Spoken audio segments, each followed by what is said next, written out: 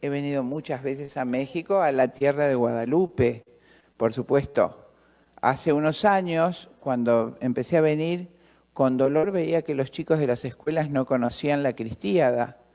Y para nosotros en Argentina, para los católicos argentinos, la Cristiada es el modelo. El levantamiento del pueblo mexicano frente al gobierno de un masón que prohíbe la misa, que mata a los sacerdotes, que mata a los pequeños cristianos. Y también para nosotras, las mujeres, frente a este feminismo marxista, la Cristiada es un modelo. Las brigadas femeninas fueron el instrumento del triunfo de los soldados cristeros. Yo quisiera que todos los jóvenes que están acá, por favor, leyeran la Cristiada. Un sacerdote argentino hizo su tesis doctoral con la Cristiada. Es el modelo para hoy, para el mundo.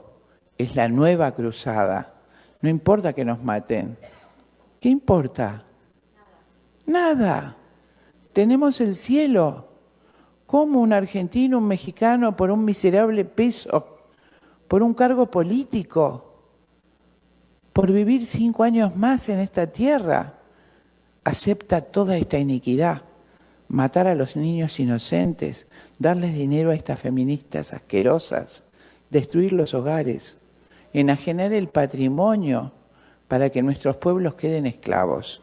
¿Qué es lo que hacen nuestros gobernantes? Por eso admiramos la Cristiada. Y por supuesto, hoy hay otra causa, por supuesto, trascendente que me une con México. Ustedes saben que la Virgen en Fátima, en 1917, anunció en Portugal, en la península hispánica, lo que iba a pasar y efectivamente está pasando ahora. El secreto de Fátima pide que consagren todos los pueblos al Sagrado Corazón. El único que lo hizo fue Portugal y fue preservado de la guerra civil y de la guerra mundial. Pide la consagración de Rusia a su Inmaculado Corazón y no la pudieron hacer los papas. Cuando Pío XII la quiso hacer, le cambiaron la fórmula. Y cuando volvió a intentarla, el resto de los cardenales no se presentaron. Y preguntó un vidente por qué San Juan Pablo II no pudo hacerla. Porque no alcanzó la gracia de la Iglesia. Porque hay miles de sacerdotes que apostatan.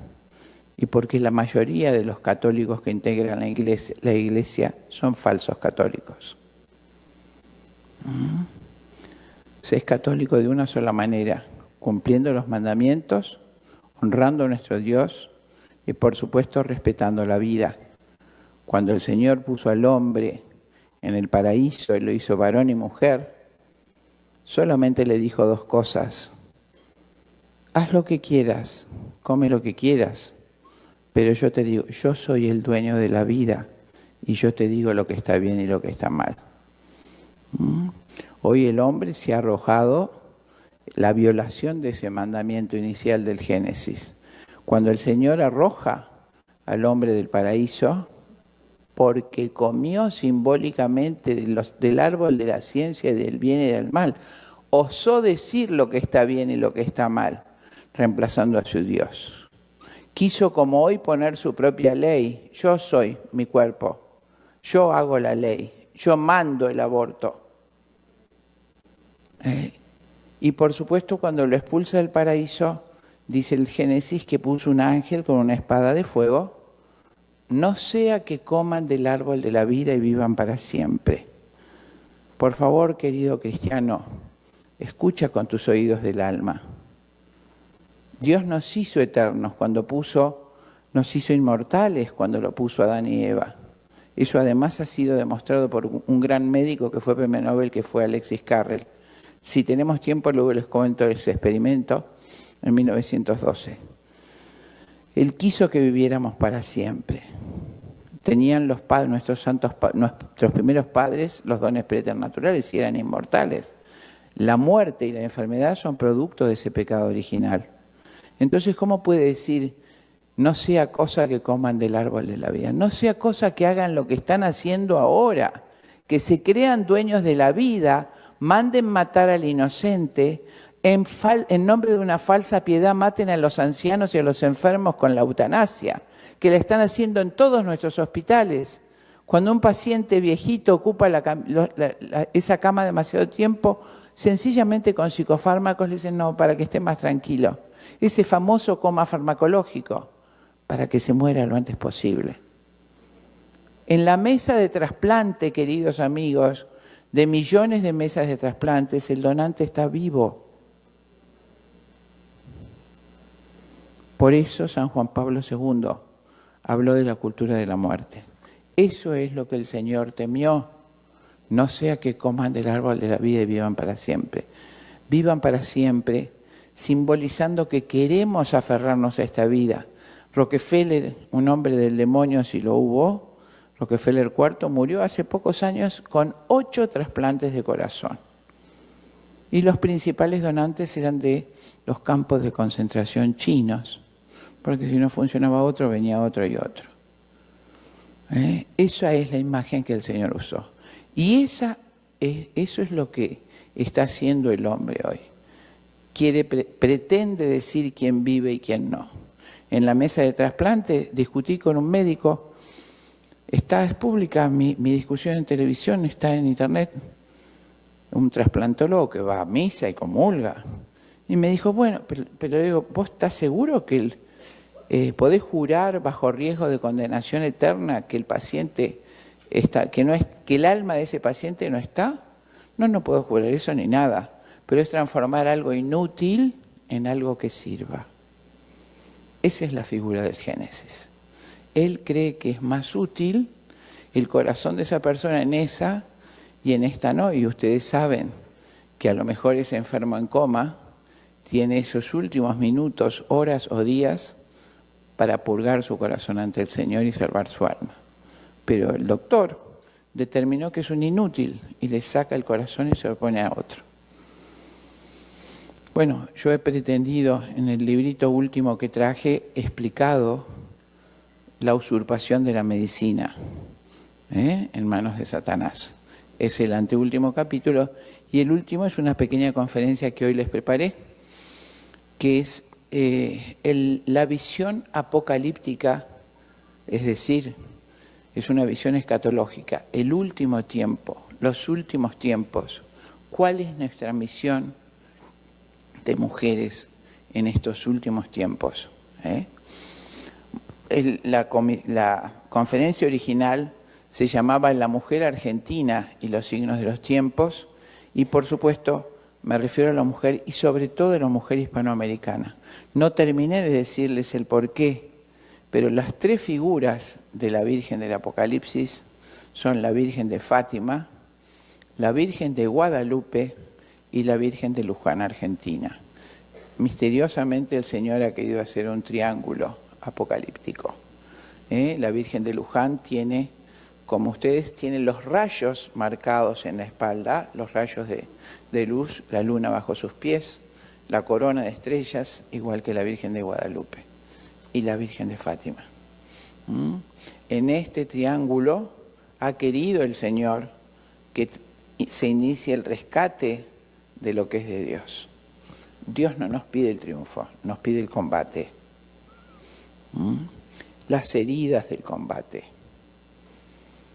Así que por eso estoy aquí, en este día, que es el más importante de nuestra historia, cuando Jesús fue el más importante del mundo, niño por nacer. Hoy se encarnó en la Virgen Santísima. Hoy es el día del Verbo encarnado.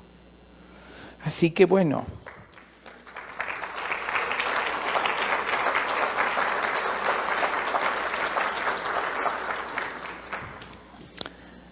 dice la Escritura, me voy a referir al capítulo 12 del Apocalipsis, donde estamos todas nosotras representadas. Dice la Escritura siguiente: apareció en el cielo una gran señal, una mujer vestida de sol con la luna debajo de sus pies y sobre la cabeza una corona de 2 estrellas. Y estando encinta, gritaba con ansias de parir y sufría dolores de parto. apareció también otra señal. Un enorme monstruo rojo, como el fuego, un dragón, dicen otras traducciones, rojo como el fuego, con 7 cabezas y 10 cuernos. En sus cabezas lleva 7 coronas y con la cola barre 1/3 de las estrellas del cielo, precipitándolas a la tierra. El monstruo se detuvo delante de la mujer que iba a dar a luz para devorar a su hijo en cuanto naciera. Y la mujer dio a luz un hijo varón que debe gobernar todas las naciones con una vara de hierro. Pero el niño fue arrebatado y llevado ante Dios y ante su trono, mientras que la mujer huía al desierto donde tiene el refugio que Dios le ha preparado. Ahí la alimentarán durante 1260 días. En ese momento empezó una batalla en el cielo. Miguel y sus ángeles combatieron contra el monstruo. El monstruo, el dragón, se defendía apoyado por sus ángeles, pero no pudieron resistir y ya no hubo lugar para ellos en el cielo. Echaron pues al enorme monstruo, a la serpiente antigua, al diablo o Satanás, como lo llaman, al seductor del mundo entero, lo echaron en la tierra y a sus ángeles con él. Al verse arrojado sobre la tierra, el monstruo se lanzó en persecución de la mujer que había dado a luz al hijo varón. Pero a la mujer, fíjense esta imagen, le dieron 2 alas de águila gigantes para que volara al desierto, al refugio en que lejos de la serpiente debe ser mantenida por un tiempo, 2 tiempos y la mitad de un tiempo. Entonces la serpiente vomitó detrás de la mujer como un río de agua para que la arrastrara, pero la tierra vino en su socorro, en socorro de la mujer, abrió la boca y se tragó el río vomitado por el monstruo. Entonces el monstruo se enfureció contra la mujer y se fue a hacer la guerra a sus demás hijos, es decir, a los que guardan los mandatos de Dios y tienen el mandato de Jesús.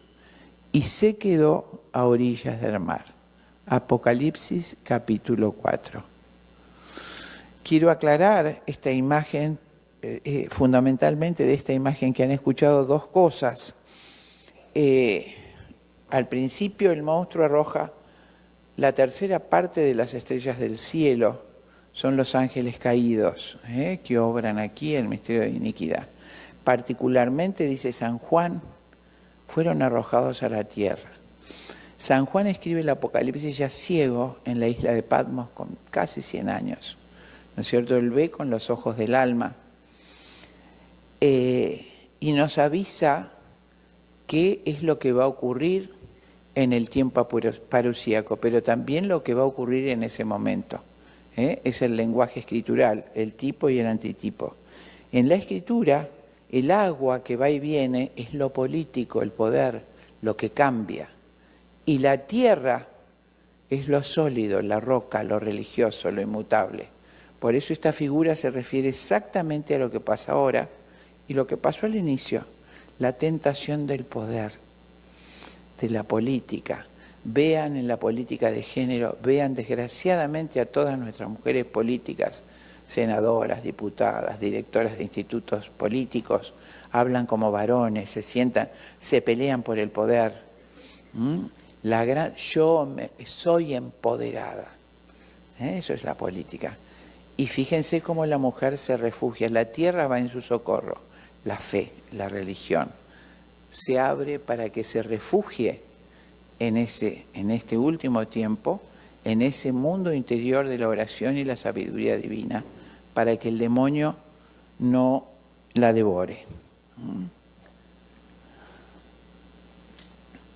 Esta batalla, queridos amigos, ha comenzado en los cielos, la gran batalla por las almas de los hombres, pero se definirá aquí, en la tierra, que es el escenario de este último drama, donde fue arrojado Satanás para devorar a la mujer y a su hijo primogénito. Este que estamos viviendo es el último capítulo de la historia de la salvación. Los exégetas, durante 2000 años, han interpretado este pasaje terrible de la Escritura. La gran protagonista de este texto, la mujer, es sin duda la Santísima Virgen, coronada de 2 estrellas, con la luna bajo sus pies, reina de la creación. Por supuesto, eso ocurrió y ocurre eternamente, el deseo de destrucción del dragón, la matanza de nuestro Señor, la resurrección y la coronación en el cielo del Hijo de Dios. Pero esa imagen de la mujer, de la Virgen, es también el pueblo elegido, el Israel de Dios, la cristiandad, la verdadera iglesia perseguida. Las 12 estrellas significan las 12 tribus de Israel y los 12 apóstoles.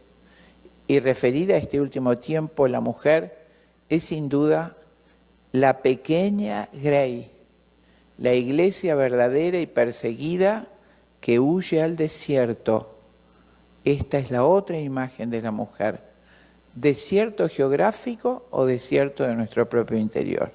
También la Virgen avisó en la Salet que nuestra iglesia, la verdadera iglesia, iba a ser hasta separada de Roma y que va a tener que huir, como al principio, a las catacumbas. Por eso esta figura de esta mujer, por supuesto, es la Virgen que cumplió su función, pero es la iglesia que tiene que huir, acechada por el dragón hasta el último tiempo, por la tentación demoníaca.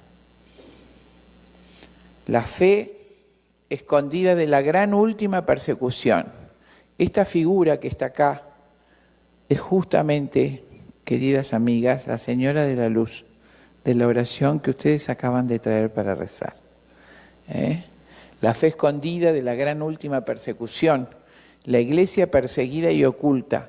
El Hijo que nace es a la vez el Mesías arrebatado de los cielos y los hijos de la salvación que escapan en este último tiempo del fuego del dragón. La iglesia escondida, la iglesia santa, la iglesia perseguida. Porque, queridos amigos, el lenguaje escritural utilizado en las profecías, inspirados por el divino autor, se refiere siempre a una doble realidad. El tipo se denomina correctamente lo que va a ocurrir en forma próxima y el antitipo, que es lo que ocurrirá en un tiempo más lejano, en una etapa posterior de la historia de la salvación. Los profetas del Antiguo Testamento profetizaban lo que iba a ocurrir inmediatamente, por ejemplo Isaías, el cautiverio en Babilonia, pero también lo que iba a ocurrir en época de Cristo, en la época mesiánica. Y también nuestro Señor, en el capítulo 24 de Mateo, usa esa figura. El tipo es lo que va a ocurrir ahora y el antitipo lo que ocurrirá en el tiempo parusíaco. Este es el lenguaje que usa San Juan y es el lenguaje que usa nuestro Señor. San Juan se refiere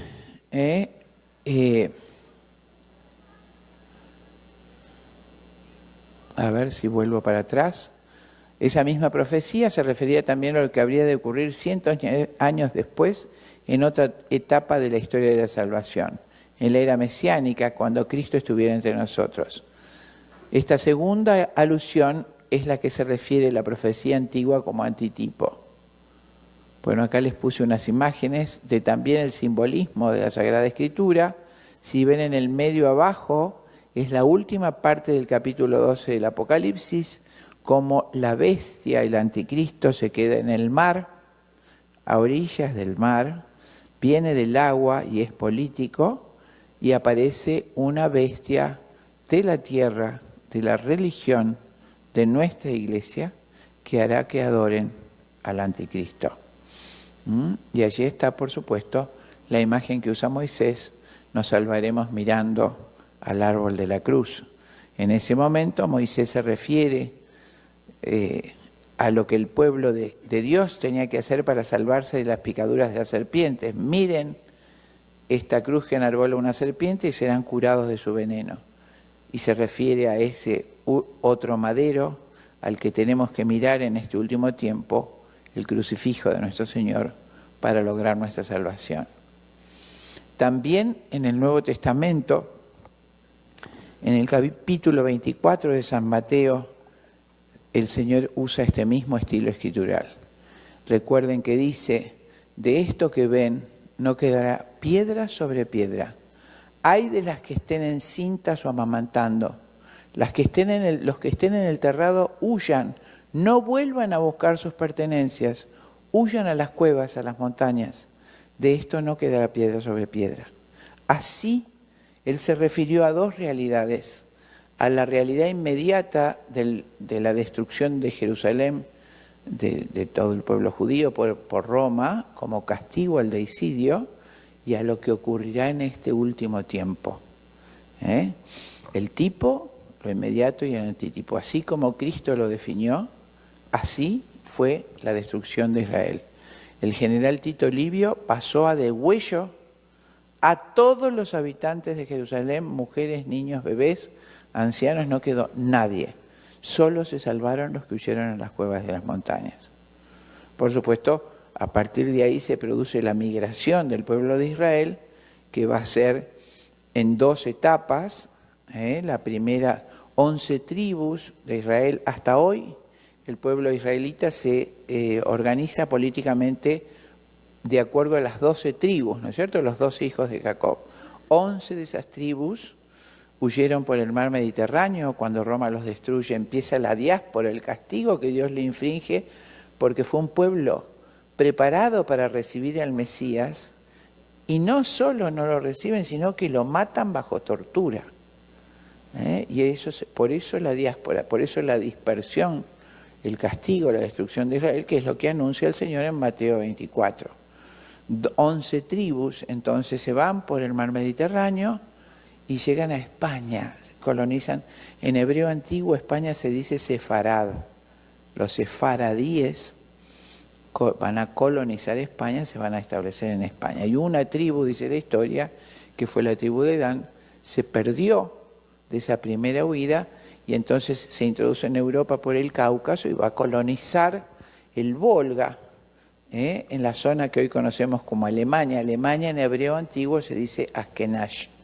Ese grupo de judíos askenazis se va a quedar, israelíes askenazis, en el norte, es nórdico, son los rubios. Se llamaron en su momento házaros, askenazis, y ellos van a colonizar el norte de Europa en general. Los sefaradíes después fueron expulsados por Isabel la Católica y vuelven a Medio Oriente, pero eso es historia posterior. Lo que yo les quiero decir es qué pasó con lo que Cristo dijo fue literal. No quedó nada, fue la destrucción del segundo templo. Y ahora, por supuesto, el pueblo israelí busca la construcción del tercer templo. El primero fue destruido por Nabucodonosor, el segundo por Tito Livio, y deben construir, cumpliendo su designio, el tercer templo. Mateo 24:14. Y será predicado este evangelio del reino en todo el mundo para testimonio a todas las naciones, y entonces vendrá el fin.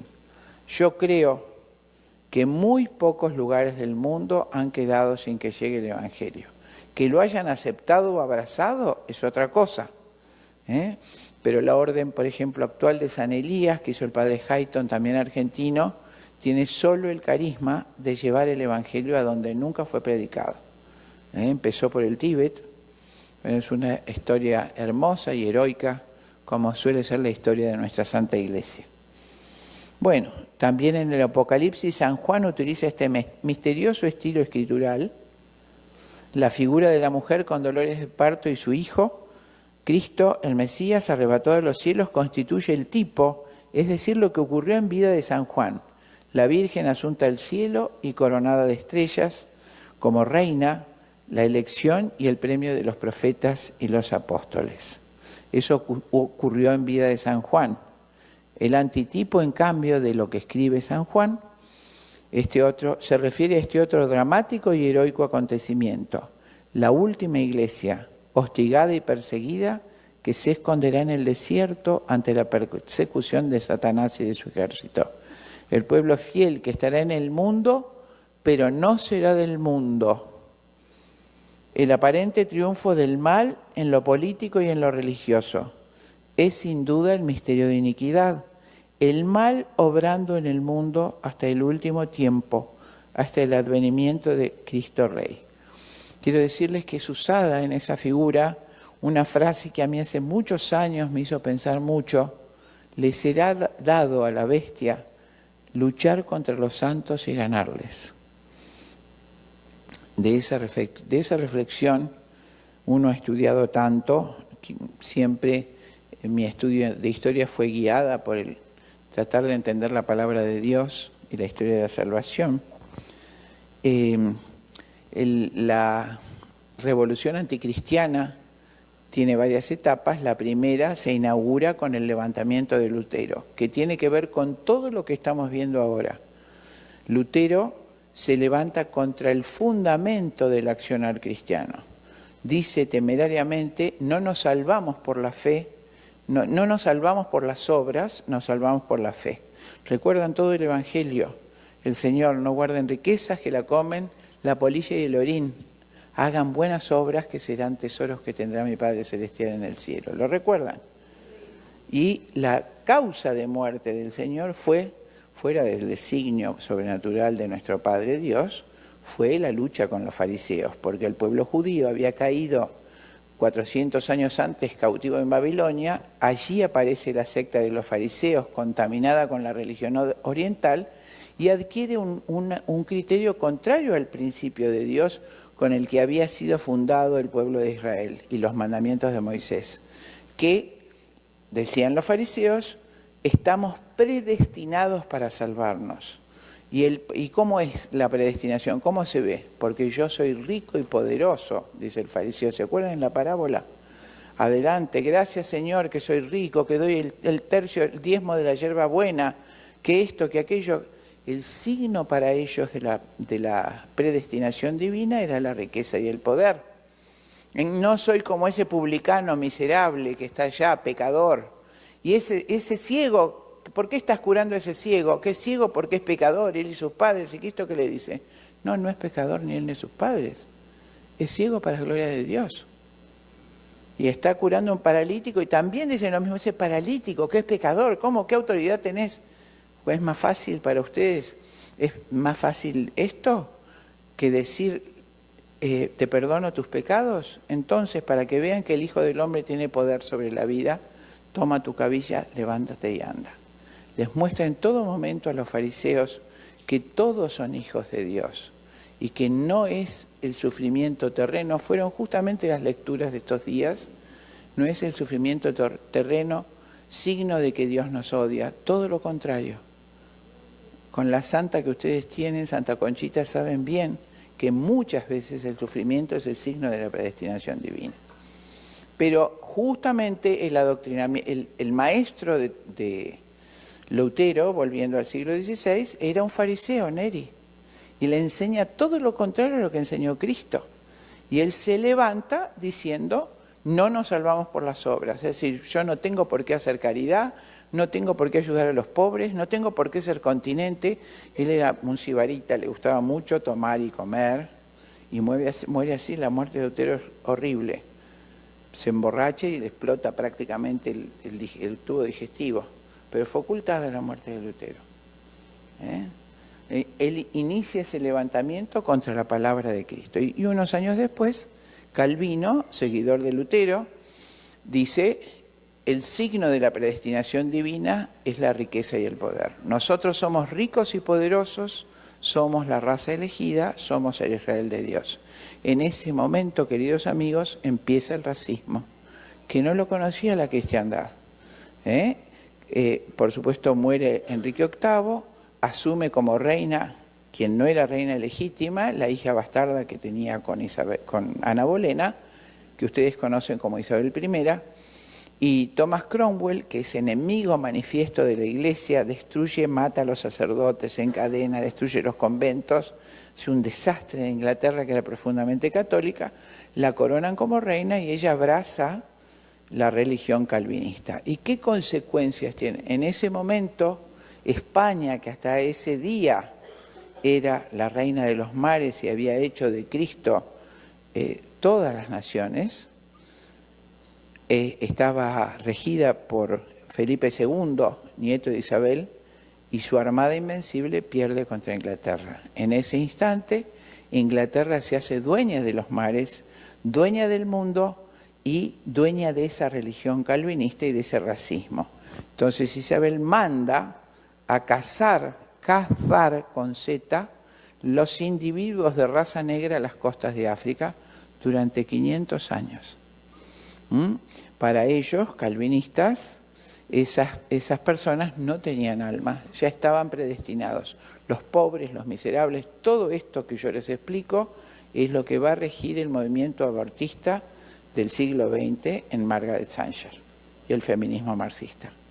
Por eso tienen que saber de dónde viene esto. Los pobres, los miserables no tienen derecho a vivir. Entonces, Inglaterra calvinista retoma la esclavitud que había sido desterrada por la Iglesia Católica. Y les voy a decir otra cosa más. Mientras Isabel la Católica manda a sus capitanes a cruzarse con los indígenas y hace un continente mestizo, que es en el que vivimos todos nosotros, la reina inglesa manda matar en lo posible a todos los indios para quedarse con su tierra. Que lo vimos, los más grandes, hasta en las películas de cowboy cuando yo era chiquita, ¿no? Que eran héroes cuando mataban más indios. Y fueron reducidos a miserables reducciones. Y pese a la leyenda negra contra España que inventó Inglaterra, hoy nuestro continente es un continente mestizo y un continente católico.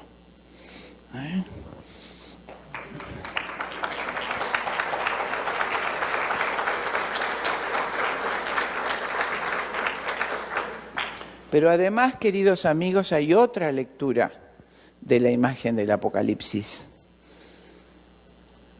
Siguiendo el deseo de San Agustín de interpretar literalmente las Escrituras, el escritor sagrado se refiere también a la mujer acechada por el demonio que la quiere destruir. Y sin duda alguna, esa mujer a la que se refiere San Juan es cada una de nosotras, cada mujer de la iglesia militante. Somos todas nosotras las que estamos representadas en esa mujer del Apocalipsis. Terminando el capítulo que recién interrumpí, el primer paso de la revolución anticristiana es el levantamiento protestante, el segundo paso es la Revolución Francesa, contrariamente a lo que se enseña en la escuela. Fue un horror, fue homicida, fue el odio masónico contra la fe. Los sacerdotes fueron torturados y asesinados y fueron hechos jurar fidelidad al nuevo gobierno de la República. ¿Y por qué tenía que ser Francia, queridos amigos? Porque el único rey francés ungido, el único rey de Europa ungido por el Papa era el rey francés. Desde Clodoveo y Carlomagno fue coronado por el Papa, por eso se decía que Francia era la hija mayor de la Iglesia. Y por eso la masonería inglesa tenía que derrocar esa monarquía, en la persona de Luis XVI y su esposa María Antonieta, que por supuesto era de la Casa de Austria, la gran defensora de la fe.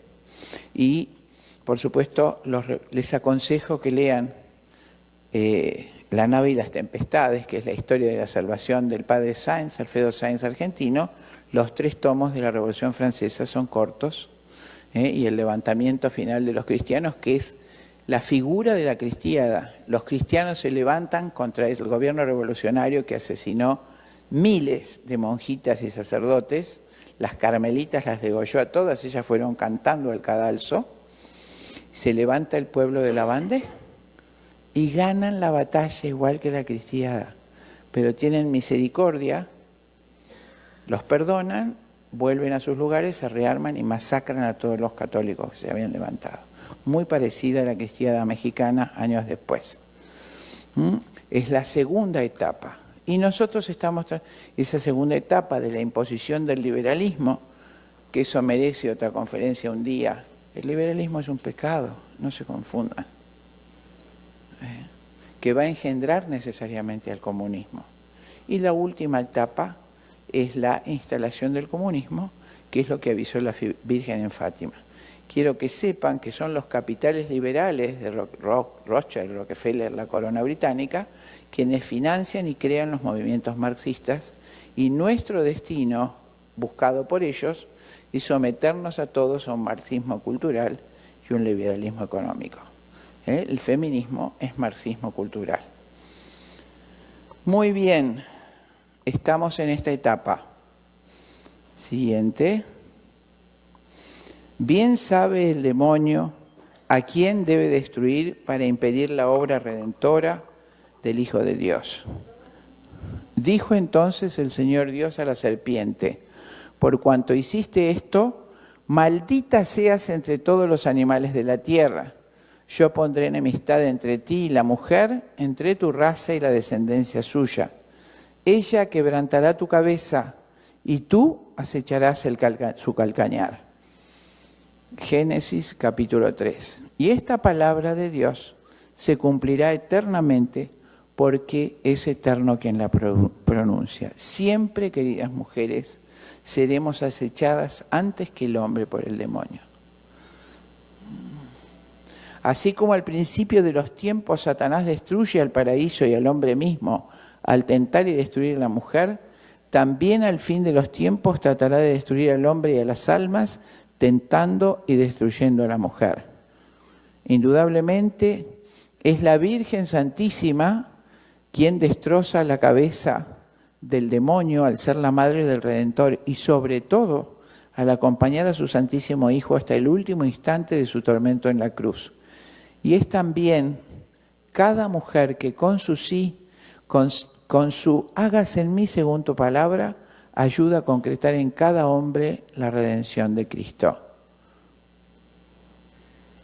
Cada mujer con su oración es un soldado temible. Le teme muchísimo más el demonio a la mujer que reza con el corazón que a esa pobre feminista que está avergonzando la especie humana. Fíjense esta imagen qué hermosa. La madre, la esposa que reza en el espejo de Dios es un soldado poderoso que está en sus huestes. Es la mujer, siguiente, quien sostiene al varón frente a la adversidad. Es la madre que enseña a su bebé a invocar a la Virgen, a rezar el primer Padre Nuestro. La madre que, procurando los sacramentos de sus hijos, colabora con la continua presencia sacramental de Cristo entre nosotros. Fíjense esta mamá en el bautismo. La madre que entrega a sus hijos y a sus hijas para consagrar sus vidas y su castidad al servicio de Cristo.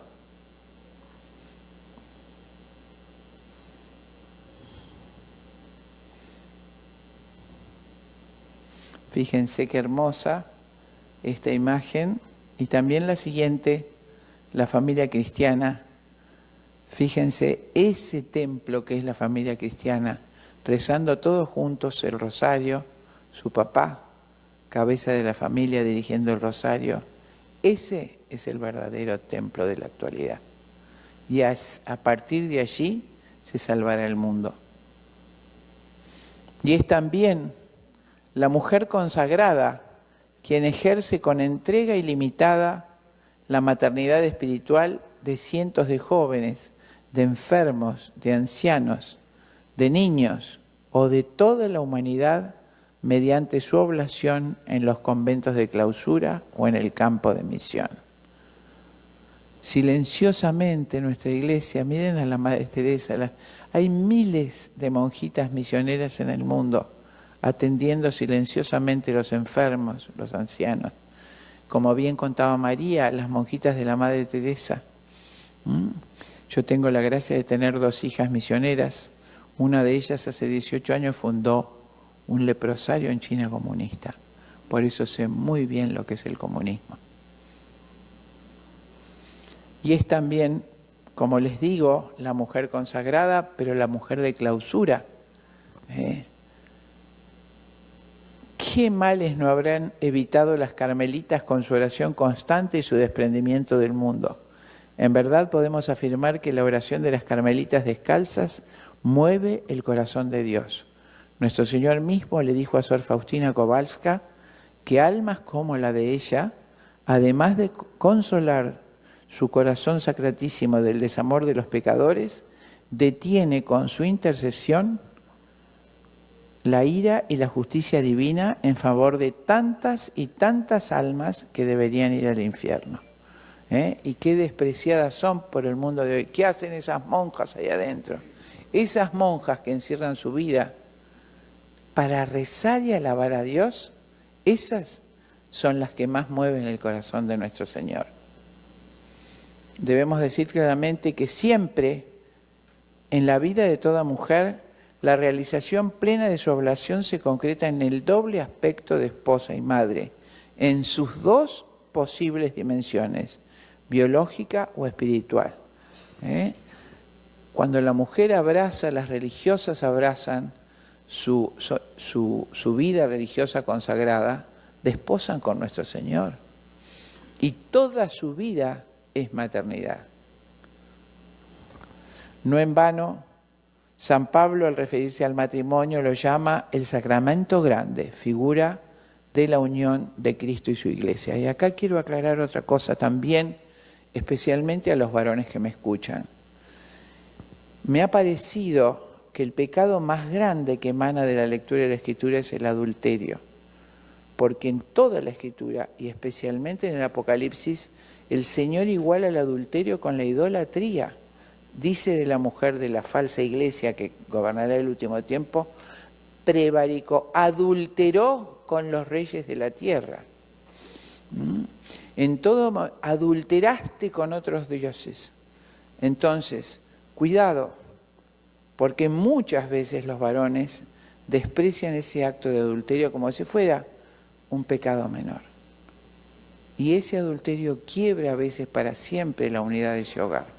En la mujer lo mismo, ¿no? Hoy puedo decir que es igual el concepto de adulterio de las mujeres que de los varones. Pero cuiden ese búcaro, ese tallo de la rosa que una vez que se rompe es muy difícil de reconstituir. Por eso el demonio tienta con el adulterio.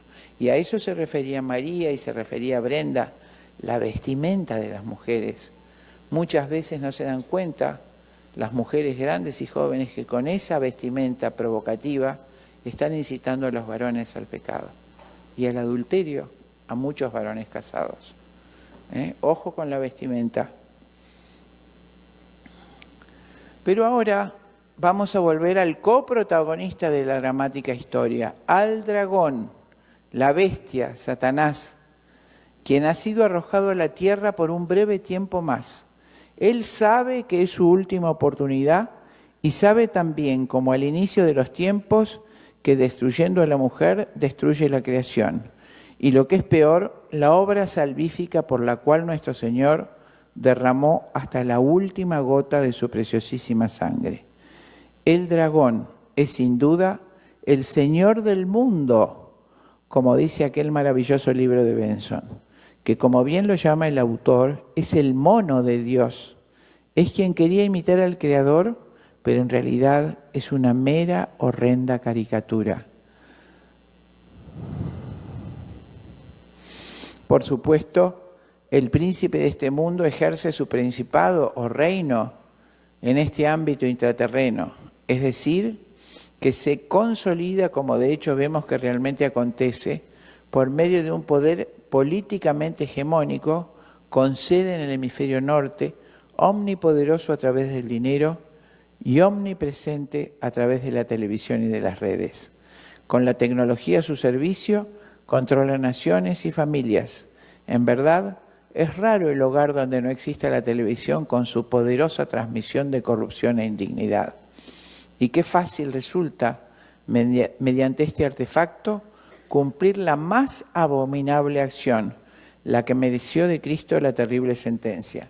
Ay del que escandalizare a uno de estos pequeños que creen en mi nombre, más le valiera ponerse una piedra al cuello y arrojarse al mar. Cuando las mamás ponen desde bebitos a sus chiquitos a la tele para poder hacer las cosas, ¡qué error! En esa mente del bebé todas las imágenes penetran como reales, el niño no distingue lo real de lo fantasioso. Ustedes, por ejemplo, cuando no lo dejo ir a la casa de tal porque se pegan, se golpean, insultan, y eso están viendo en la tele, desde chiquitos. La Virgen en Medjugorje pidió 5 veces a lo largo de estos años que ninguna familia cristiana tenga televisión en su casa. Ustedes dirán las redes, pero yo les digo por experiencia, que no tuve televisión, crié a mis hijos sin televisión, que el chico que no está televisado difícilmente pueda ser esclavizado por las redes, porque no tiene el hábito de la pantalla. Entonces sí pueden controlar mucho mejor el teléfono. Pero hay una figura del Apocalipsis que dice expresamente que la bestia podrá estar en todos los hogares, y a eso se refiere, ¿no es cierto? Imitando al gobierno universal de Cristo, que se realiza mediante su vicario, el Papa, el nuevo orden se ha concretado por medio de la famosa globalización. Bajo el amparo de democracias anónimas, el poder mundial paga campañas políticas, elige líderes, condena inocentes, convence a la mayoría de los hombres del abominable pensamiento único. Y bajo la presión de los medios masivos, los diarios, la televisión, las redes, los cristianos vamos cediendo terreno. Los laicos olvidan la verdadera fe. Los sacerdotes abandonan su ministerio, atrapados por el mundo, y la vastedad del error se va erigiendo como un monstruo casi imposible de derrotar. Pero para Dios nada es imposible. Lo vemos claramente cuando la sombra del Altísimo cubrió a la Virgen Santísima y ella concibió al Redentor, la figura que hoy han expuesto a mis hermanas. No debe pasarnos desapercibido que en cada paso de la historia de la salvación, la recuperación, la corrección del error, la superación de una herejía se hizo por intercesión de la Santísima Virgen y comienza con el sí de una mujer, con el sí de la Virgen. Pero cuando la madre de Constantino, ¿qué pasó en los primeros siglos de la Iglesia cuando los apóstoles van a evangelizar? Roma era pagana. 5 minutos no tengo, creo que tengo más, pero bueno, ustedes me dicen si quieren que corte. Cuando los primeros cristianos llegan a Roma, ¿no? El imperio vigente, fueron, por supuesto, martirizados. Miles y miles de mártires construyeron nuestra iglesia. Durante 3 siglos y medio, nuestra fe, salvo pequeños periodos, estuvo prohibida y fueron exterminados con el martirio, lo que fue cuna de la nueva iglesia, de la verdadera iglesia, nace de la sangre de los mártires. ¿Y qué pasó? Santa Elena en el siglo IV se convierte a la fe y convierte a su hijo Constantino. Constantino jamás se hubiera hecho cristiano si su mamá no lo hubiera evangelizado e instado a que tome la cruz. Y todo el imperio romano se hizo cristiano. Un siglo después hubo una herejía en todo el siglo V que instituyó el obispo Arrio que negaba la divinidad de Cristo, que confundió a toda Europa. Todos los cristianos cayeron en el arrianismo porque los bárbaros, los germanos, que eran mucho más brutos que los romanos, eran gente aguerrida, ¿no es cierto?, pero eran brutos, era más fácil humanizar, entonces no entendían la divinidad de Cristo. Y por supuesto empezaron a matar a todos los católicos verdaderos. Y hubo un obispo santo, San Atanasio, que fue exiliado 5 veces. Obispo de África como San Agustín, fue exiliado, su diócesis lo amó hasta el fin y él puso luz. ¿Y saben qué? Que una pequeña de 15 años, que era la esposa de Clodoveo, entendió lo que decía San Ambrosio y lo convirtió en su esposo Clodoveo, el rey Franco, y toda Europa salió del arrianismo. Por esa pequeña niña de 15 años y ese gran obispo, ¿no? San Atanasio. 10 siglos después, Francia debía separarse. ¿Por qué?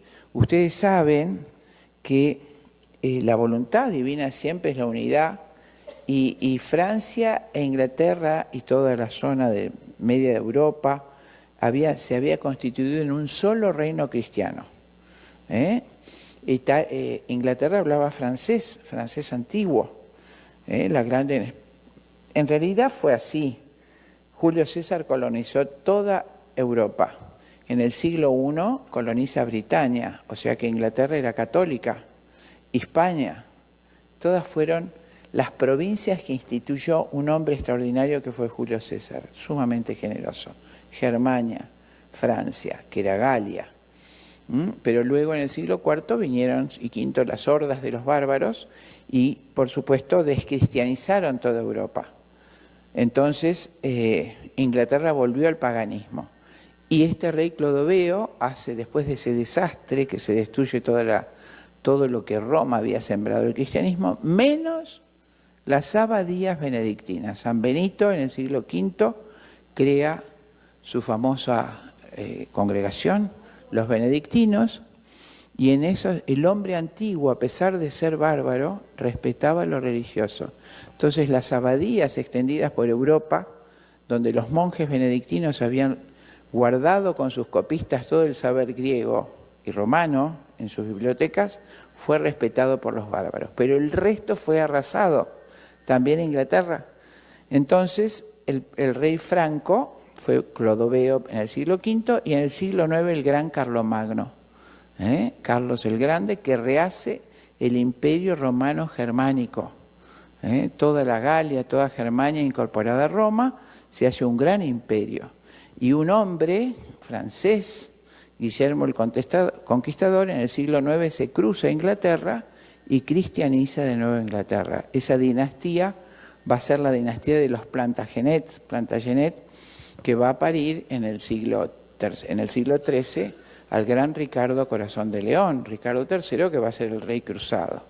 Entonces, ¿qué les quiero contar con esto? Que toda Europa era cristiana, esa era la cristiandad, todos pensaban igual. Y por eso cuando el Islam en Medio Oriente asola el cristianismo, que no fue al principio del Islam, las tribus de Mahoma avanzaron y destruyeron España, pero respetaron Medio Oriente y convivían los árabes, los judíos y los cristianos en Medio Oriente. Hasta que los turcos se hicieron musulmanes, que eran muy crueles, eran de raza mongola, como Atila. Y entonces degüellan a los cristianos y es cuando el Papa Urbano pide a los caballeros cristianos que vayan a salvar a los cristianos. Por eso se hicieron las cruzadas. Y las cruzadas detuvieron el avance del Islam por 3 siglos. Si no, hoy todos nosotros seríamos musulmanes. Y ese gran cruzado fue Ricardo III, Ricardo Corazón de León. Pero bueno, ¿qué iba a pasar después con Inglaterra? En la mente de Dios, porque es todo presente, sabía que sería Inglaterra la que apostate hasta hoy. La corona británica es la portadora del anticristo. Perdonen que lo diga así abiertamente, es el fruto del más riguroso estudio histórico. Entonces había que salvar a Francia, que era la hija primogénita de la Iglesia. Estamos un siglo antes de que Inglaterra apostate y el Señor suscita una vocación en una pequeña adolescente. 10 siglos después, cuando Francia debía separarse misteriosamente de Inglaterra, que pronto caería en la apostasía, fue la pequeña campesina, Juana, y no un poderoso caballero, quien salvó a su patria. Con un valor inenarrable y siguiendo sin dudar la voz de Cristo, condujo hasta la victoria un ejército desalentado frente a las tropas inglesas, nada menos que Santa Juana de Arco. Y ella hizo al delfín de Francia asumir su corona y consagrarse. Santa Juana de Arco, su fiesta es el 30 de mayo. En Asís fue la madre de San Francisco. ¿Y quién habló de San Francisco? Es el corazón cuando Santa Margarita María de Alacoque le pregunta al Señor en sus diálogos cotidianos quién era el corazón humano más parecido al suyo. El Señor dijo, sin duda alguna, el de Francisco de Asís. Francisco fue Francisco por su mamá Pica. Era pequeña, joven, y pese a lo tremendo de su marido, que era muy materialista, es quien enseña al dulce niño la belleza de la fe y el amor a la verdad. Ella misma lo conduce con su testimonio por el camino del Evangelio. Y es Blanca de Castilla quien enseña a su hijo el camino de virtud y amor a Dios. Fíjense otra gran mentira. Miren, los atributos de Dios son la belleza, la verdad y el bien. Y el signo de este tiempo, la última fase de la historia de la salvación, es la inversión satánica de esas tres características. Todo este imperio se basa en la maldad, la fealdad y la mentira. Toda la historia es totalmente deformada. Nunca hubo una edad en la historia del hombre más maravillosa y más cristiana que la mal llamada Edad Media. En esa edad se construyeron todas las universidades que hoy conocen. Todos los reyes del siglo XIII profundamente cristianos querían hacer que su pueblo aprendiera de los grandes sabios de ese momento. Estamos hablando de la época de Santo Tomás, Santo Domingo de Guzmán, San Bernardo de Claraval, las grandes luces de la Iglesia. Entonces hubo particularmente uno, pero fueron todos los reyes de ese momento. El gran San Luis, que era hijo de Blanca de Castilla, estamos hablando del siglo XII, fines del siglo XII, la época en que nace Francisco de Asís, más o menos. Él llama a todos los sabios de ese momento a que enseñen a su pueblo, a sus alumnos. Y allí, por supuesto, se congregan los santos cuando vayan a París, justamente lo que hoy se llama barrio latino, Le Quatre Latin, porque San Alberto Magno le enseñaba latín a sus alumnos a la orilla del Sena. Por eso se llama barrio latino, no por otra cosa. Y hubo un hombre que fue Juan de Sorbón, que veía todo esto y veía que los estudiantes que eran pobres, que acudían de toda Europa y de toda Francia, no tenían comida, ni casa, ni vestido. Entonces le dice al rey Juan de Sorbón que si tienen que trabajar no pueden estudiar matemática, física, teología, la ciencia de Dios, filosofía, el trivium, el quadrivium. Entonces el rey San Luis, el rey cruzado, dijo, yo los voy a alimentar, que nuestros alumnos estudien. Y construyó las viviendas que finalmente se constituyeron en lo que hoy ustedes conocen como la Sorbona, la Universidad de la Sorbona. Ese rey, San Luis, que fue extraordinaria la prosperidad de Francia, era primo hermano de quien iba a recuperar Granada del otro lado de los Pirineos. San Fernando, rey, abuelo de Isabel la Católica. En ese momento España estaba en manos de los sarracenos. Terriblemente habían tomado todas las iglesias, las habían transformado en mezquitas. Y él, primo de San Luis, a caballo, con su ejército, recuperó todas las mezquitas de Granada. No pudo con Sevilla. Sevilla la va a reconquistar Isabel la Católica personalmente. En el mosaico de la plaza de Sevilla está el califa musulmán entregándole las llaves a caballo a Isabel la Católica. Bueno, ataban a los cristianos, quiero decir, porque ahora todo se miente, eran atados y muertos en calabozos, torturados y violados, porque era propio del musulmán en aquel momento para humillar al cristiano, al infiel, violarlo, a los soldados. Por eso cuando entra Isabel la Católica, es impresionante la historia. Ella a caballo baja y va ella a liberar a los prisioneros cristianos que por supuesto les besaban las manos y los pies, que creían que nunca iban a salir. Bueno, ¿quiénes formaron a San Fernando y a San Luis? Dos hermanas, Santa Berenguela del lado español y Blanca de Castilla del lado francés. Los dos más grandes reyes santos de la cristiandad. Fíjense, ¿qué es la mujer de Cristo? La obra extraordinaria de una sola mujer, la madre de San Luis, de una sola mujer, la madre de San Fernando, que va a ser abuelo de quien hizo todo este continente católico que fue Isabel de Castilla. Detrás de cada gran santo seguramente hay una madre santa. Isabel la Católica, Isabel de Castilla, Isabel la Cruzada. Contra ella se erigen las más absurdas leyendas negras. Pero gracias a ella, a su compromiso apostólico, a su increíble coraje, a su determinación, a su sabiduría, que indudablemente provenía desde lo alto, ustedes y yo y nuestra patria aún guardamos la fe católica. Hermosísima reina, que desde chiquita rezaba y quiso ser reina en un estado de corrupción de la corona española terrible. Ella retoma la corona para Dios. Quiero decirles que su testamento y el Tratado de Indias anteceden en 500 años al primer código laboral de la historia. El Tratado de Indias expresamente protege la vida y los bienes de los indios y prohíbe la encomienda, la mita y el yanaconazgo. Cosas que, por supuesto, después está en los laicos obedecer o no. Pero no es comparable jamás lo que vivieron los indígenas en América hispana a lo que vivieron en la América protestante, que fueron exterminados. Y fue la madre de Don Bosco, mamá Margarita, quien acompañó a su hijo a consolidar la enorme obra de Turín.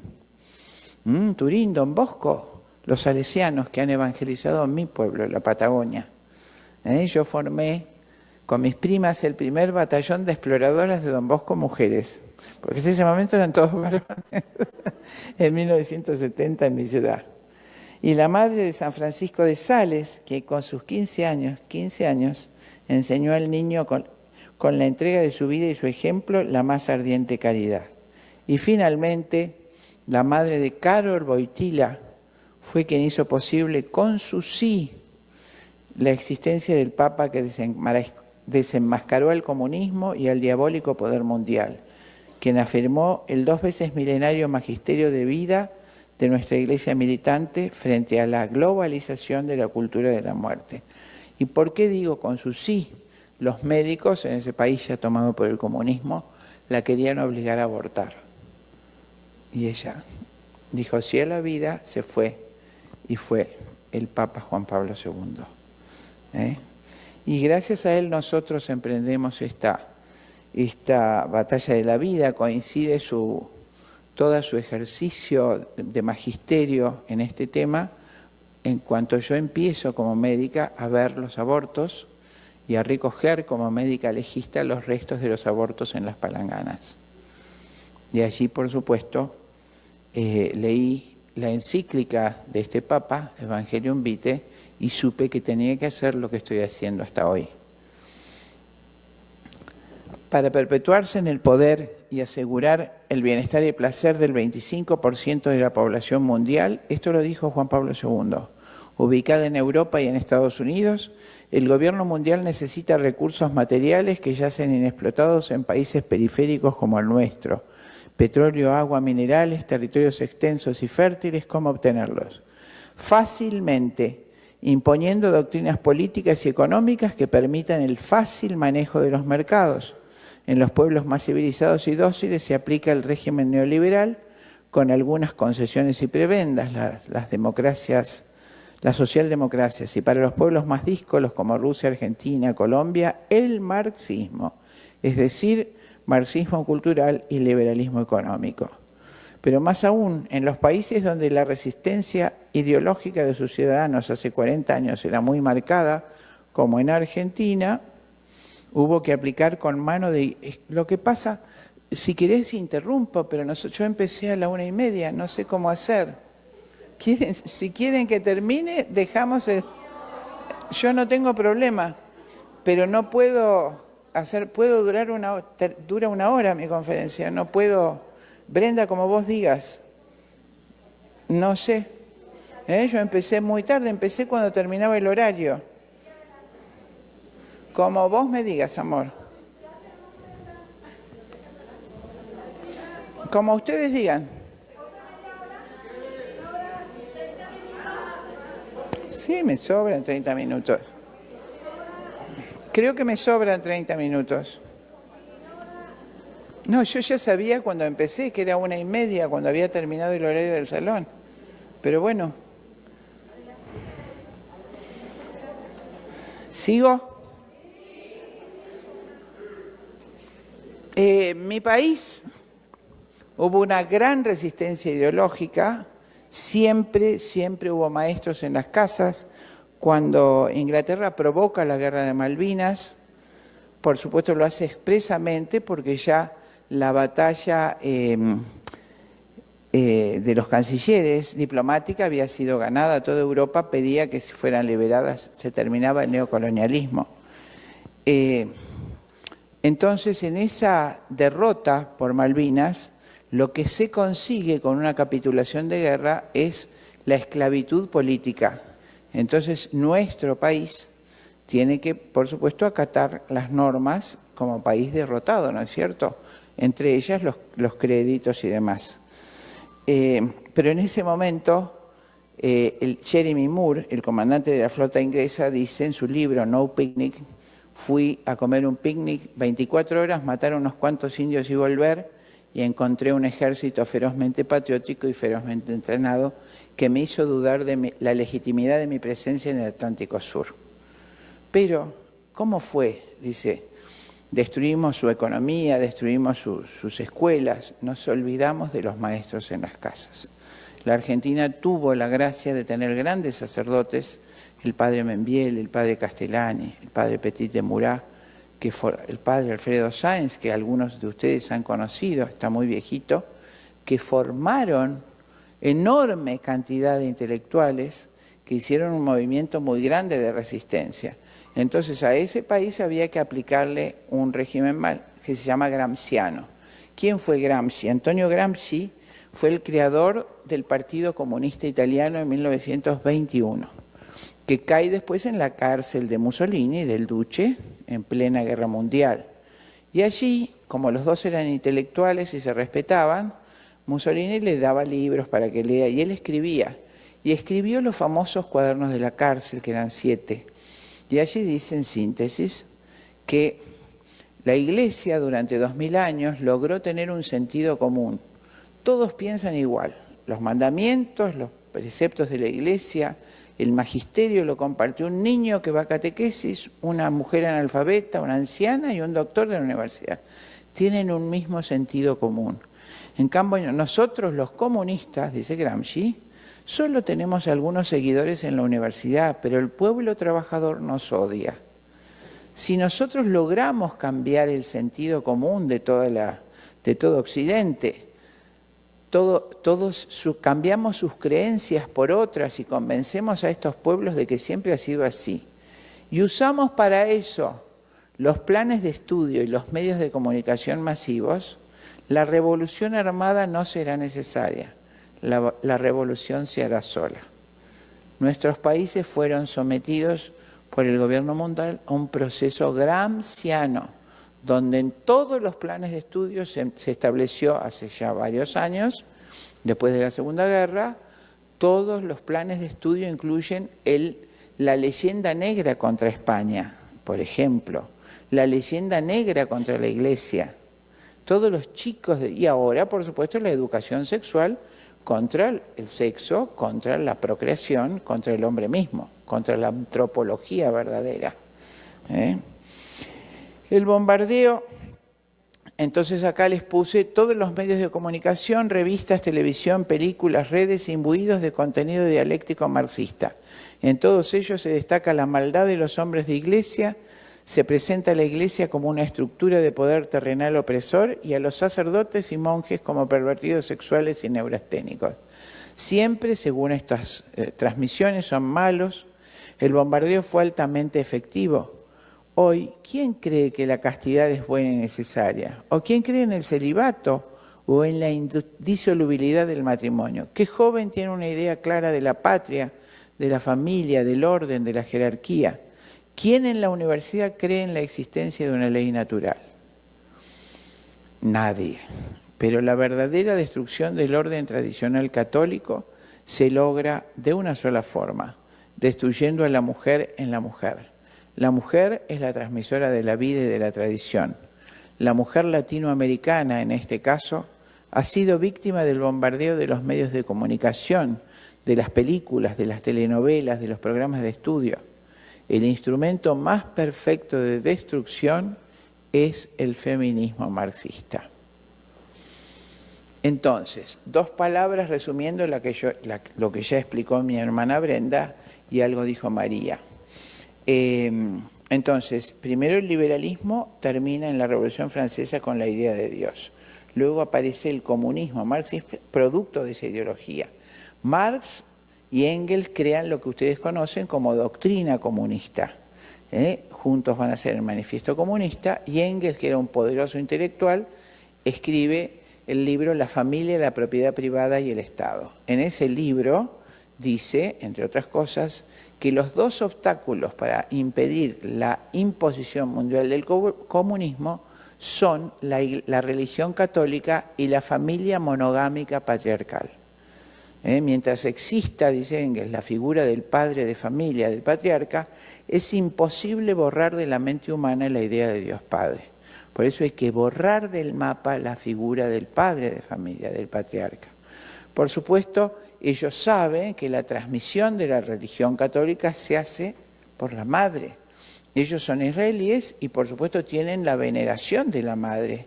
Ustedes saben, la mamá judía es venerada, y es más, consideran solo integrantes del pueblo judío quien nace de madre judía. Como nosotros, que solo el primer Padre Nuestro lo aprendimos de nuestra madre en la cuna. Entonces Freud, encargado por Russell, marqués de Tavistock, inglés, idea un sistema por el cual pueda separar a los hijos de los padres y que repelan la transmisión de la tradición católica. Eso es el psicoanálisis, no es un error. Está hecho para eso.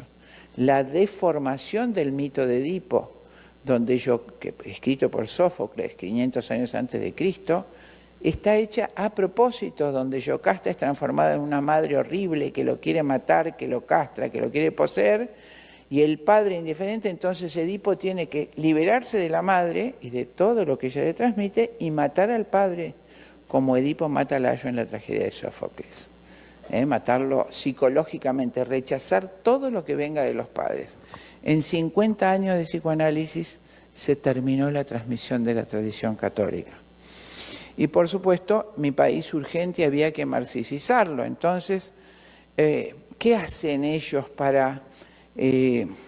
Por supuesto, hay otras cosas que es muy difícil resumir, pero ese calvinismo va a crear en Inglaterra y Estados Unidos un movimiento eugenésico. Eugenesia es la raza superior. Y a ese movimiento eugenésico, el inglés considera el inglés cotidiano que hay razas superiores e inferiores. No es porque sí. Aparece un pastor luterano en 1850 que fue Thomas Malthus, que economista, dice que si la gente sigue teniendo hijos, la comida no alcanzaría para todos. Más o menos es así. En realidad la expresión, la población crecerá geométricamente, los alimentos y riquezas aritméticamente no alcanzarán. Entonces invita a todos los pobres y razas inferiores a no tener hijos, pues habría una catástrofe malthusiana. A los pobres y razas inferiores.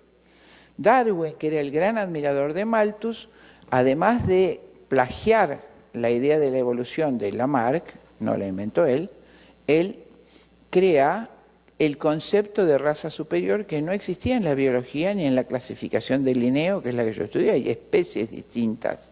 Los sapos, las ranas, las aves, no es superior e inferior, son distintos. Él los clasifica como razas inferiores y superiores. Y por supuesto la raza superior sería el hombre, y del hombre los rubios, y de los rubios el inglés. Vean, por ejemplo, gramscianamente la película El clan del oso cavernario. Hay cientos de esas películas que van influyendo en los chicos hablando de una raza superior.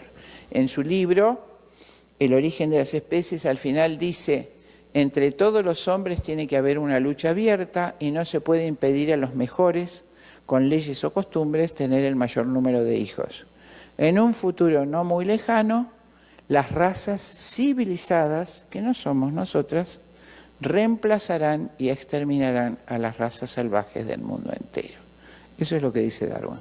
Cuando ustedes van a las conferencias internacionales, como me ha tocado a mí o al doctor Bota, directamente te hablan: doctor, hay que poner políticas malthusianas, darwinistas.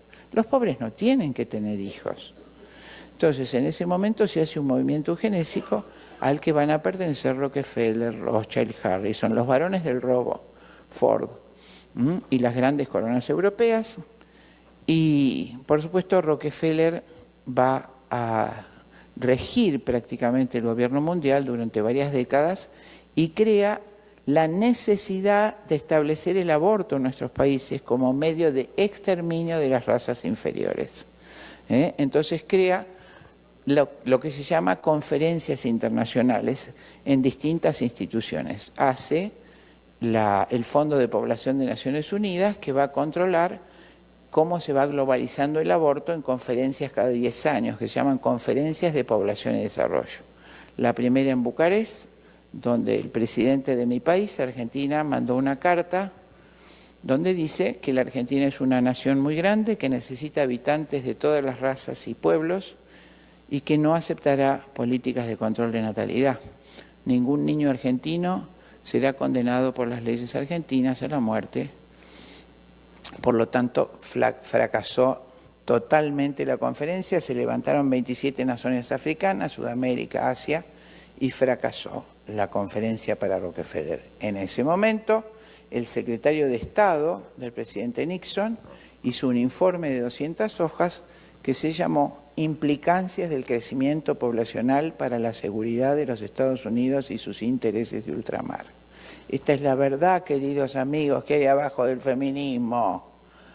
Implicancias del crecimiento poblacional para la seguridad de los Estados Unidos y sus intereses de ultramar, donde dice que en el siglo XXI Estados Unidos carecerá de los minerales necesarios para su industria, pues habrán sido exterminados durante el siglo XX y yacen en los países en vías de desarrollo. Si esos países alcanzan un crecimiento poblacional importante, será imposible detener su desarrollo industrial, desarrollo que debemos evitar a toda costa para que no consuman los minerales necesarios para los Estados Unidos. Hay que detener a los países, el genio joven de los países con alto índice de natalidad como México, que podrían oponerse a la explotación extranjera. Nuestra meta no es alcanzar bienes sociales, sino claros objetivos demográficos. Debemos poner al alcance de toda población todos los medios anticonceptivos posibles y debemos legalizar el aborto. Eso es conocido como informe Kissinger.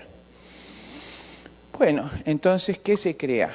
En Estados Unidos se crea a principios de siglo el movimiento marxista feminista en la figura que nombró mi hermana Brenda, Margaret Sanger, que hace legalizar el aborto, hace el primer hospital de aborto para negros en Harlem en 1930, engañando a las mujeres que eran esclavas todavía, que iban a vivir mejor si abortaban a sus hijos. En 1916 hace la Liga Eugenésica de Control de Natalidad, la dirige ella, y esteriliza por la fuerza a cientos de miles de familias norteamericanas pobres, irlandesas la mayoría.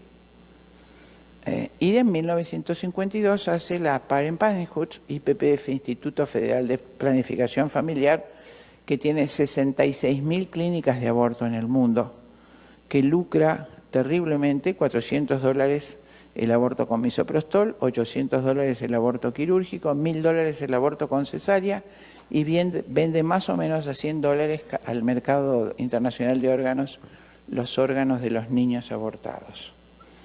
Y en mi país, ¿qué pasó? Como están las poblaciones de las conferencias de población y desarrollo, Bucarest 1974, México 1984, El Cairo 1994, donde sí globalizan el aborto, había mucha resistencia de nuestras mujeres católicas, entonces crean la Conferencia de la Mujer, que se hace en Pekín cada 10 años, con alguna preparatoria a los 5 años, donde más se desprecia a la mujer hasta hoy. Como pueden tener un solo hijo, si queda embarazada una mujer, la abortan, o si es nena la tiran a la calle. Y lo tengo filmado. Ahí se hacen las conferencias de la mujer, burlonamente, burlando nuestra dignidad femenina. Entonces, en la de 1985, las mujeres argentinas volvieron a liderar la posición contraria a la imposición del aborto, y bueno, entonces el presidente Alfonsín fue presionado, él era marxista de todas maneras, convocado por el canciller norteamericano a que imponga la agenda feminista. En 1985 opera sin pausa un movimiento marxista de base. De ahí sale todos los movimientos que tienen ustedes y por eso se los cuento. Fue inventado en mi país las hordas de mujeres con pañuelo verde feministas desnudas. Como ya mencionamos anteriormente, 4 mujeres intervinieron en la Conferencia Internacional de Pekín, fueron convocadas por el presidente Alfonsín para iniciar el trabajo encargado por Kissinger en su famoso informe de disminuir drásticamente la población mediante lo que se llama genocidio de efecto retardado, rediseñado eufemísticamente en lo que ustedes conocen como agenda feminista. Debía rápidamente legalizarse el aborto, la homosexualidad y la anticoncepción. Se constituye así el Encuentro Nacional de Mujeres Autoconvocadas a las que se designan ingentes fondos, no solo del presidente, del gobernador donde se hace, del municipio, sino de Naciones Unidas y de la IPPF. Su misión, instalar en las mujeres de las ciudades anfitrionas, a través de talleres horizontales y consensuados, de acuerdo a la más ortodoxa metodología marxista de base, la denominada ideología de género, a saber, el sexo no sería una realidad biológica y espiritual, sino una mera construcción cultural, y como tal podría modificarse a voluntad. Esto es la perspectiva de género, perspectiva, fluido. Por lo mismo no debe existir como ideal el arquetipo varón-mujer, es decir, la conjunción o unificación del sexo genético, físico y espiritual, que eso es un varón o una mujer. Por supuesto es Engels también un varón. Es tan gracioso, todo el movimiento feminista fue creado por varones. Pero es que es cómico y realmente son tontas las mujeres. Y ahí dice que la lucha de clases, que es lo que determina el comunismo, ¿no es cierto? En vez de ver la creación como una armonía y tratar de conciliar como hacía la Iglesia, oponer el conflicto. Es diabólico en sí mismo el marxismo. Blanco contra negro, civiles contra militares, laicos contra religiosos. Si no existe conflicto, no existe el marxismo. Ellos se basan en la filosofía de Hegel, tesis, antítesis y síntesis, que también es errada, tremendamente errada, pero bueno, así la toman. Entonces, según ellos, al capitalismo liberal se opondría la revolución del proletariado y luego la síntesis sería lo que es ahora la dictadura del proletariado, el comunismo generalizado. Y la primera, eso es la lucha de clases. La primera lucha de clases, dice Engels, se hace en el lecho conyugal, donde el varón es el burgués opresor y la mujer es la proletaria oprimida, que debe levantarse en revolución contra su marido. Las dos instituciones donde la mujer pierde sus derechos a partir de la filiación son el matrimonio y la familia. Y Sulamita Firestone, que hoy mencionó mi hermana Brenda en la dialéctica de los sexos, dice: no debe permitirse a ninguna mujer quedarse en la casa para atender a sus hijos o a su marido. Si lo permitimos, muchas mujeres optarán por esa opción. Por eso creó Naciones Unidas un organismo que se llama PASEF, que está en Sicilia, que se trata de empleo femenino obligatorio. Se ponen en todas nuestras universidades para conseguir que todas las mujeres tengan un trabajo afuera de su casa y que los hijos sean criados en guarderías. Esto empieza violentamente en Argentina, cuando las mujeres se oponen, con el Encuentro Nacional de Mujeres Autoconvocadas. Se constituye, yo no sé, antes que esta, hay algunas mujeres, hay otras fotos, por favor, vuelvan un poquito para atrás.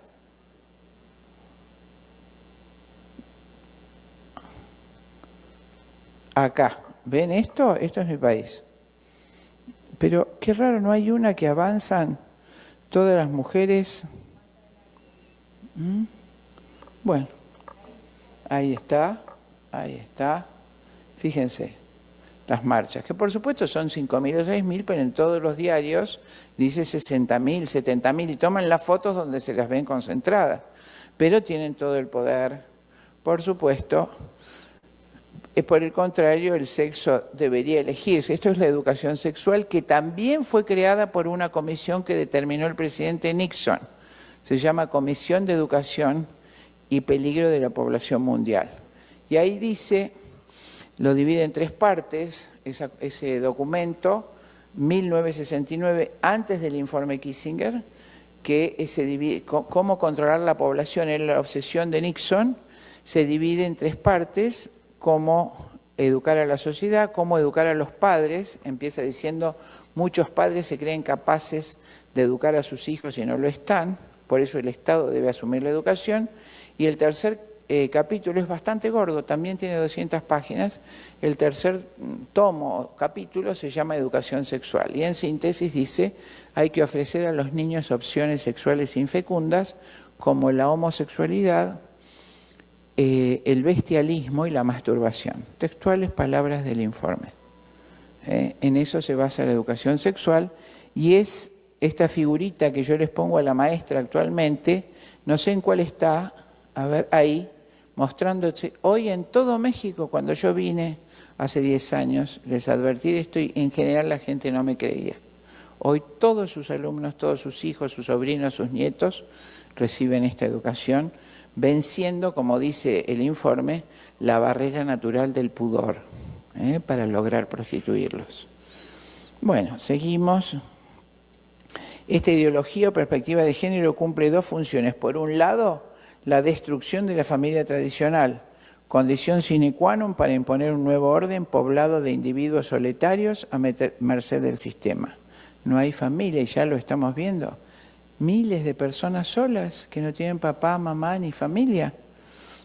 Individuos solos a merced del sistema. Y por otro lado, establecer un férreo control de la población con un criterio geopolítico malthusiano y darwinista. Los pobres y las razas inferiores, en el decir de Darwin y de Malthus, no deben reproducirse. Y enseñan entonces la diversidad de familia, que la familia de 2 mamás o de 2 papás o de 3, 2 amantes y un tercero, todo eso es una familia, la madre sola, el padre solo, la abuela sola. Estos grupos marxistas de base trabajan en nuestro país hace 40 años, convocan a cada evento a toda la población femenina de la ciudad elegida, universitarias, docentes, trabajadoras. Ahora lo están haciendo en México hace ya 5 años. Trabajadoras en general, con hábiles líderes sin escrúpulos y con movimientos piqueteros, partidos políticos marxistas. O sea, cuando ustedes ven las marchas no son mujeres. Está el Partido Socialista de los Trabajadores, el Partido Comunista, el Partido Obrero. Y los grandes, la rotura de la iglesia la hacen los varones, por supuesto. El movimiento feminista, qué gracioso. En cada taller se proponen siempre los mismos temas: la destrucción de la familia patriarcal, la Iglesia Católica como órgano machista y represor, aborto, esterilización, lesbianismo. Y se vota, la mayoría aprueba y ruge como un león enfurecido. Así se produjo la revolución bolchevique en 1917 en Rusia, y así se está produciendo desde hace 40 años ante nuestros ojos en Argentina.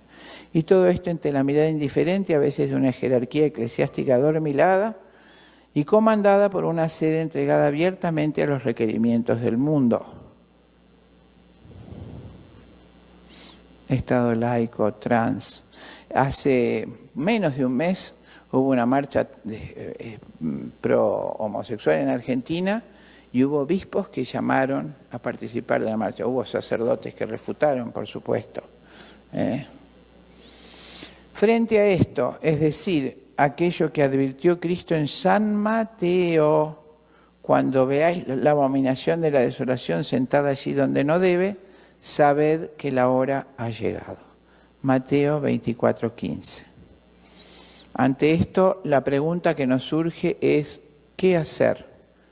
En realidad, ante esta realidad, de frente a esta última gran batalla, una vez más, la mujer, especialmente la mujer latinoamericana, marcada por una herencia hispana profundamente cristiana, se ve convocada al mismo tiempo por 2 señores, Cristo y el dragón. Muchas se enrolaron en las filas del enemigo infernal, pero muchas otras encarnaremos con la ayuda de Dios aquella mujer del Apocalipsis a la que se le dieron, dice la Escritura, 2 alas de águila para refugiarse en el desierto. Entre las formas de vuelo que conocemos, hay 2 que son verdaderamente opuestas. El vuelo de la gallina, bajo, rastrero, interesado, mirando aquí y allá para ver qué puede picotear para comer, y el otro, el vuelo del águila, inmenso, altísimo, altivo, destinado a ver y palpar la grandeza del universo y de su creador, a sobrevolar las altas cumbres y desde la altura mirar con desprecio e indulgencia la pequeñez de lo mezquino y pasajero. Dice pues la Escritura que a la mujer se le dieron 2 alas de águila. Invito a todas las mujeres que están escuchándome, a todas aquellas que entiendan mi mensaje, las invito a usar esas hermosas alas, a levantar el altísimo vuelo del águila sobre nuestra debilidad y pequeñez para rescatar ante el mundo lo que es nuestro, mejor aún, lo que es de Cristo. Nada más.